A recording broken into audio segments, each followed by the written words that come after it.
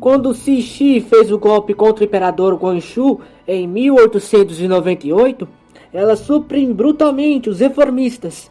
Seus principais idealizadores, Kang Youwei e Liang Qingzhao, foram forçados a fugir para o exílio no Japão, enquanto outros, como Tang Xitong, foram executados em praça pública, se tornando mártires simbólicos da causa reformista chinesa. Cixi desfez rapidamente todos os decretos reformistas. A reação conservadora estava no seu ápice. Enquanto isso ocorria, as potências estrangeiras disputavam arduamente esferas de influência e concessões territoriais por toda a China, minando a soberania chinesa e controlando portos, ferrovias e recursos vitais da China. Essas humilhações nacionais deram a percepção que a corte Qing era impotente ou conivente com a agressão estrangeira, criando assim um caldeirão de ressentimento contra a monarquia. Foi nisso que, a partir do desespero popular, que começaram a surgir movimentos de resistência anti-estrangeiros, como a Sociedade dos Punhos Harmoniosos e Justos, conhecidos como os Boxers, que surgiram em 1899 na província de Shandong, e se chamavam de Boxers devido a sua conduta de agredir os soldados estrangeiros, de agredir as pessoas desarmadas, com base nas suas artes marciais, já que muitos eram budistas monges ou chefes de clãs de artes marciais, ou seja, que praticavam artes marciais. Os Boxers foram um movimento essencialmente camponês de alta massa popular, que misturava artes marciais com elementos xamanísticos chineses e anti-estrangeiros. Eles ganharam força exponencial, canalizando a fúria popular contra os missionários cristãos convertidos chineses e contra toda a influência estrangeira que eles consideravam a causa de todos os males na China. Cixi adotou uma postura ambígua perante os Boxers, alternando entre repressão e tolerância.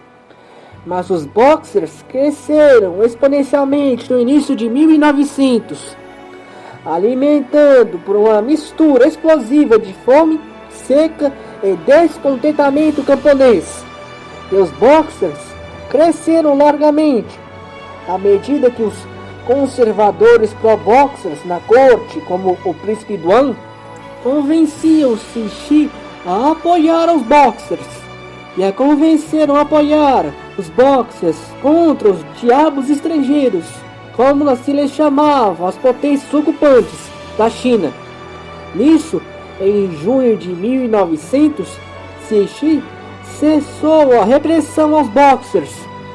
Então eles começaram a fluir para a capital, Pequim, com a conivência das tropas imperiais, cercando bairros estrangeiros e de delegações diplomáticas, e iniciando um cerco sangrento de 55 dias, isolando diplomatas, cidadãos estrangeiros e soldados, o que irritou os estrangeiros, que pediram a cessão do massacre e a renúncia da imperatriz Cixi e a restauração do imperador Guangxu ao poder pleno.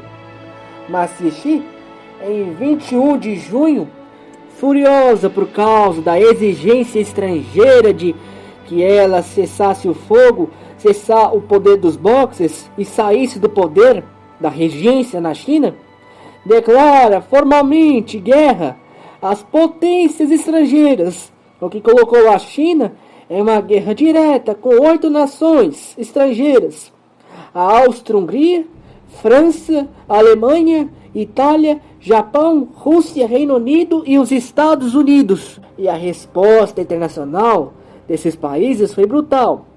Os 8 países se aliaram e invadiram a China na aliança das 8 nações, lutando em seu caminho de Tianjin a Pequim, enfrentando uma reação descoordenada, mas violenta dos Boxers e do exército imperial chinês. E a tragédia chegou em agosto, quando as tropas das 8 nações vencem as defesas chinesas e invadem e saqueiam a capital Pequim. E Pequim, 40 anos depois, foi novamente incendiada, e o que restou do Palácio de Verão Yuan também foi totalmente destruído. Enquanto Cixi e a família imperial e a corte fugiram para Tian, uma fuga humilhante para a corte imperial chinesa. A capital permaneceu sob o controle militar dos estrangeiros, que realizaram campanhas de pacificação brutal pelo interior da China. Saques sistemáticos de tesouros culturais ocorreram. Pequim foi ocupada por estrangeiros. Nisso, Cixi foi forçado a negociar a paz com os estrangeiros. As negociações se arrastaram por meses entre 1900 a 1901 e foram marcadas por disputas entre as potências, particularmente entre a Rússia e o Japão, que queriam concessões separadas na Manchúria e na Coreia. E o resultado foi a assinatura do Protocolo Boxer em 7 de setembro de 1901, que oficializou a submissão da China às potências estrangeiras. O protocolo impôs uma indenização colossal de 450 milhões de taéis, o que era equivalente a 60 anos de receita alfandegária chinesa, quebrando gerações futuras de chineses para a miséria, além de determinar a execução de 10 altos funcionários considerados pro-boxers, incluindo a execução do príncipe Duan. E também a China foi forçada a permitir a destruição de todas as suas fortificações entre Pequim e o mar. Também a China foi forçada a permitir que os estrangeiros estacionassem suas tropas em 12 localidades, incluindo Pequim e Xangai.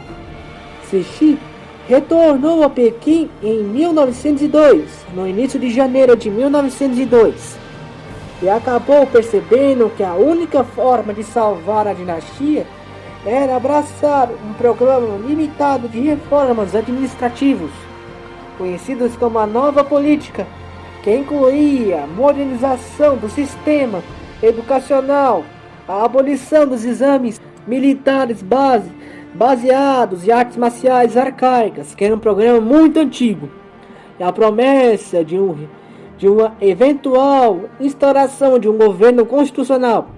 Porém, a crise cresceu no norte, quando a Rússia se recusou a retirar suas tropas da Manchúria, gerando tensões com os japoneses, que também queriam a Manchúria para si. E internamente, ainda em 1902, o antigo sistema de exames foi abolido pelo sistema Rein, que previa a criação de um sistema nacional de escolas modernas, baseados em modelos japoneses e ocidentais. No entanto, a implementação real era extremamente lenta para os padrões chineses, esbarrando na falta de fundos e no ceticismo generalizado da alta elite chinesa. Na política externa, em abril de 1903, o Império Russo apresentou as 7 demandas à China, que buscavam transformar a Manchúria em um protetorado russo, causando frenesi de protestos nacionalistas dentro da China, e levou às tensões diplomáticas entre a Rússia e o Japão pela Manchúria. A incapacidade do governo Qin de resistir às demandas russas foi percebido como uma traição nacional por a nova elite e uma influente classe de intelectuais, estudantes e comerciantes urbanos chineses. Foi nesse descontentamento que movimentos radicais anti-Qin ganharam um impulso sem precedentes. Figuras como Zhang Binlin e Zhou Hong publicaram panfletos virulentamente anti-Qin, como na Armadilha da Revolução de Zhou Hong, reclamava abertamente pela instauração de uma república chinesa e da derrubada da monarquia Manchu, levando ao famoso caso subversivo de agosto de 1903 em Xangai, onde as autoridades manchus de Qin prenderam dissidentes republicanos. Mas ao invés do movimento de esmorecer ou em se enfraquecer, isso não suprimiu os revolucionários, e sim os transformaram em a causa de Marte. No final do ano, no âmbito externo, a rixa Japão e Rússia pela Manchúria e Coreia se tornou em um conflito aberto, perigando uma guerra entre os dois países, forçando Cixi a declarar um humilhante tratado de neutralidade em dezembro de 1903, um ato de ceder suas próprias terras às potências estrangeiras. Um ato que simbolizava o completo colapso do regime imperial. E no início de 1904, o movimento revolucionário doméstico e no exterior tornou-se mais organizado. Em seu exílio, Sun Yat-sen viajou pelo Havaí, Europa e pelo sudoeste asiático para ganhar apoio entre os chineses no exterior. E dentro da China, sociedades secretas revolucionárias como a Guanchen Hui, fundada por Huang Chen em Shenzhen em fevereiro de 1904, surgiram e começaram a planejar levantes armados contra a monarquia Manchu. Externamente, em meados de fevereiro de 1904, a guerra russo-japonesa se inicia. A guerra, travada em terras chinesas, acabou com a vitória esmagadora do Japão sobre a Rússia. E nisso foi assinado o Tratado de Portsmouth, mediado pelos Estados Unidos em setembro de 1905, formalizando a suprema vitória samurai dos japoneses sobre os russos e a anexação da península de Liaodong pelos japoneses e sobre a ferrovia no sul da Manchúria, enquanto a China, legítima dona desses territórios, foi excluída das negociações de paz. Foi nesse contexto que o fervor nacionalista cresceu. E Sun Yat-sen, em agosto de 1905, fundou em Tóquio a Aliança Revolucionária Chinesa, a Tongmei-hui, unindo várias sociedades revolucionárias sobre uma única plataforma, com o objetivo de expulsar os bárbaros manchus, estabelecer uma república Han e equalizar a posse da terra. Enquanto isso ocorria, Cixi sentiu que a pressão estava muito para uma monarquia constitucional. Então, em 1905, a intenção de enviar a missão diplomática para estudar governos constitucionais foi anunciada por Cixi para conter os revolucionários chineses. Nisso, Cixi realizou algumas reformas, como importar os primeiros veículos motorizados, os carros, para a China, para a alta corte imperial chinesa. Porém, só em Xangai que o carro se popularizou inicialmente.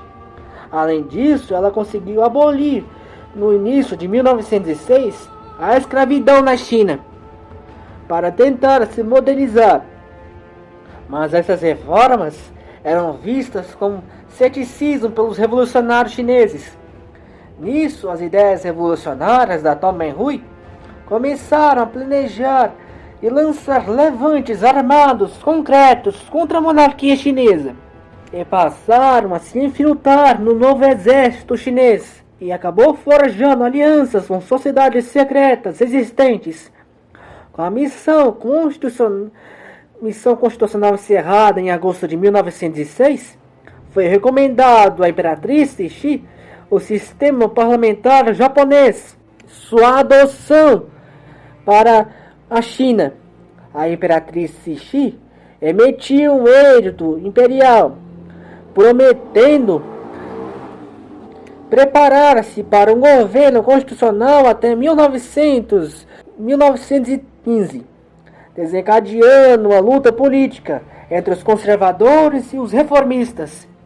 E em novembro de 1906, Cixi implementou uma reorganização ministerial, que era tudo menos constitucional, centralizando o poder em mãos de oficiais Manchu, marginalizando os oficiais Han, desiludindo os reformistas moderados e dando poder aos radicais. Nisso, a Togmenhui fomentou uma série de levantes armados fracassados em 1907, como na rebelião de Huang'an, a rebelião Huizhou. E apesar do fracasso das rebeliões, elas foram transformadas em um ícone eterno da causa revolucionária chinesa, em um mártir para os nacionalistas chineses. E vendo tudo isso e as rebeliões de 1907, Cixi abandonou de vez uma tentativa de reformismo para o reacionarismo ao longo de 1907 para 1908, focando em consolidar o poder supremo dos Manchus sobre os chineses, como na promulgação do Programa de Princípios Constitucionais de agosto de 1908, que estabelecia um período de 9 anos para a preparação de uma Constituição, ou seja, uma Constituição só seria outorgada em 1917. Porém, a saúde da idosa Cixi entrou em derrocada no final de 1908, devido ao grave frio. E no início de novembro, ela fica à beira da morte, mas ela vive o suficiente para ver a morte do imperador Guangxu em 14 de novembro de 1908, em circunstâncias suspeitas. A imperatriz Cixi morreu no dia seguinte, após designar o jovem príncipe Puyi, de apenas 2 anos, como novo imperador chinês. E seu pai, o príncipe Zaifeng, foi outorgado como regente. A perca das duas figuras centrais do trono chinês, a imperatriz Cixi e o imperador titular Guangxu, foram duras para o império. E a ascensão de imperador menino, praticamente um bebê, deu a sensação de que a queda da monarquia não era mais questão de ser, mas quando ocorreria. O primeiro e maior erro do príncipe regente, Zaifeng, foi afastar o poderoso general Yuan Shikai, que era desde 1896 o homem mais poderoso da China, e com apoio do modernizado exército de Beiyang, sobre a acusação de ter traído o imperador Guangxu em 1898, num golpe de Cixi que o derrubou e o exilou. E nisso, uma vingança familiar afastou o único homem, o único militar com autoridade e poder o bastante para salvar o regime, salvar a monarquia chinesa. Além de trazer certo ressentimento de Shikai ao trono. A abordagem do príncipe Zaifeng em relação a elementos reformistas e constitucionais foi altamente equivocada. Ele formou um gabinete imperial em 1909 e foi imediatamente ridicularizado pelos nacionalistas como o gabinete dos príncipes, por ser dominado por nobres manchus e sem um único Han em posição de poder na corte, o que aumentou o ressentimento anti-manchu entre o povo chinês. Paralelamente, as pressões imperialistas estrangeiras continuavam a corroer a soberania chinesa, com concessões ferroviárias e empréstimos que foram criando uma brutal dívida nacional insustentável para os chineses da época, inflamando o nacionalismo entre a elite educada chinesa. Nisso, a Tongmenhui de Yat-sen via suas células se infiltrarem cada vez mais no novo exército chinês e entre a intelectualidade chinesa da época. Nisso, ele arma a rebelião de Guangzhou de fevereiro de 1910 e foi suprimida pelos manchus. O príncipe Zaifeng, para conter os danos e os ânimos dos nacionalistas, tentou fazer uma repressão inconsistente a eles, tentando perseguir e reprimir os nacionalistas.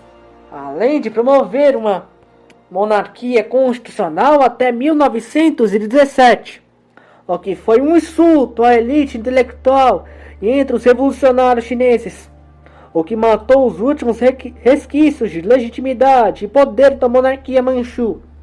E nisso, o derradeiro ano de 1911 chegou. E começou com a crise das ferrovias e atingiu seus pontos de ebulição. A decisão do Gabinete dos Príncipes de maio de 1911 de nacionalizar oficialmente as linhas férreas de Sichuan, Hubei e Guangdong e hipotecá-las a um consórcio de bancos estrangeiros foi o estopim que unificou toda a oposição antimonarquista. As elites provinciais, os comerciantes que haviam investido suas fortunas, os estudantes nacionalistas e os revolucionários.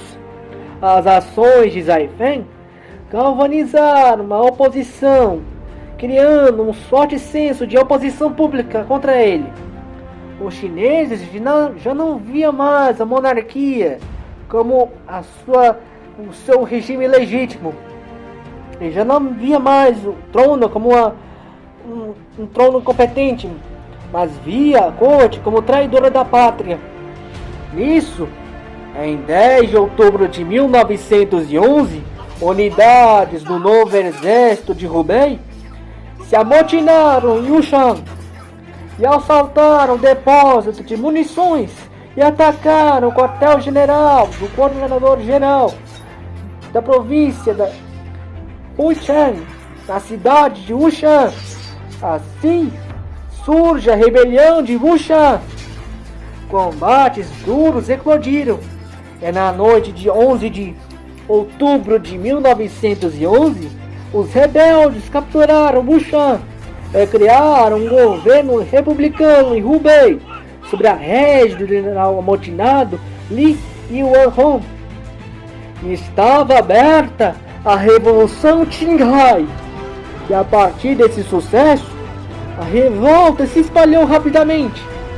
Nas semanas seguintes, diversas regiões do sul da China declararam a independência da dinastia Qin. A corte, abalada, buscou forças externas e conversou com o general Yuan Shikai e o convocou para suprimir a rebelião.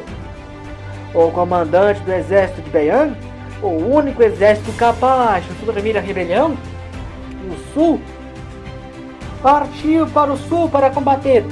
Mas Shikai pensou para quê?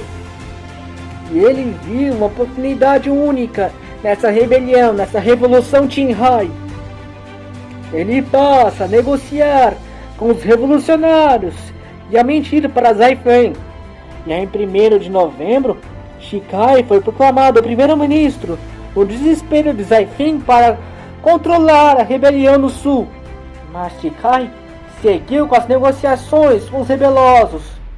Ele deixou os revolucionários derrotar os manchus nas batalhas de novembro. Apesar disso, os manchus conseguiram um alívio pequeno na batalha de Yanxia no final de novembro, de 27 de novembro, onde venceram os revolucionários em Hanyang. Mas essa vitória não foi suficiente para conter a rebelião. E em 1º de dezembro, Yuan Shikai concordou com o cessar-fogo, deslocando o conflito para as negociações. Em Pequim, Zaifeng renunciou à regência de Puyi e a deixou com a ex-imperatriz Guangxu Longzhu. No sul rebelado, foram convocadas as conversas para criar um governo provisório republicano, que foram fortalecidos com a chegada de Sun Yat-sen na China no final do ano. E entre o final de 1911 e início de 1912, as negociações se intensificaram. E ficou acordado que Shikai faria Puyi abdicar do trono em troca do apoio para ter poder o suficiente para se tornar presidente da nova República Chinesa. E em 29 de dezembro de 1911, foi formado o governo provisório de Nanquim, e Sun Yat-sen foi eleito presidente provisório. E em 1º de janeiro de 1912, nasce a República da China. No norte, as coisas seguiam tensas. No início de 1912, havia rebeliões no norte também. A Mongólia se separou, se aproveitando da Revolução Qinghai. O Tibete também proclamou a sua independência. E ambos saíram do governo Qin. Em Pequim, Chikai pressionava a corte Qin para que o imperador Puyi abdicasse do trono. Em 3 de fevereiro, a imperatriz Longzhu deu a Chikai plenos poderes para negociar os termos da abdicação imperial. E em 12 de fevereiro de 1912, Chikai prometeu que iria proteger a família imperial após a abdicação de Puyi. E eles poderiam residir na Cidade Proibida. E então, Longzhu, a imperatriz regente, assinou o termo. E isso foi o fim de mais de 2 milênios de monarquia na China. A China antiga acabou. Os chineses, após 200 anos, cortaram as suas filas manchus. Como um sinal de liberdade, Yat-sen fez o combinado com Chikai e passou o cargo presidencial para Chikai, se tornando o primeiro presidente da história da China. Chikai não aceitou ter sua capital em Nanquim e a centralizou no seu centro de poder, a antiga capital imperial, Pequim. Nisso, a República da China nasce e ela duraria até 1949. E no próximo episódio falaremos dela. Até mais, fique com Deus, se inscreva nesse canal, curta esse vídeo e até mais. Fique com Deus.